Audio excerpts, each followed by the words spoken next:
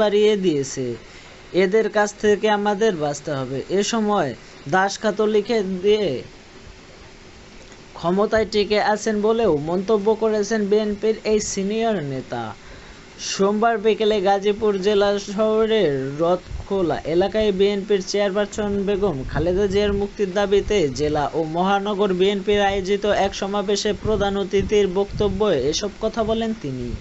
গাজীপুর জেলা বিএনপির সভাপতি সাবেক এমপি ফজলুল হক মিলনের সভাপতিত্বে সমাবেশ বক্তব্য রাখেন বিএনপি ঢাকা বিভাগীয় সাংগঠনিক সম্পাদক কাজী সাইদুল আলম বাবুল, বিএনপির কেন্দ্রীয় নেতা সাবেক এমপি হাসান উদ্দিন সরকার, কেন্দ্রীয় সহ-স্বাস্থ্য বিষয়ক সম্পাদক doctor Rafiqul Islam Bachchu, Humayun Kabir mayor, Mujibur Rahman, doctor Mazharul Alam, মহানগর বিএনপির সভাপতি সাখাওয়াত হোসেন সরকার, জেলা বিএনপির সাধারণ সম্পাদক শাহ রিজাউল হান্নান প্রমুখ।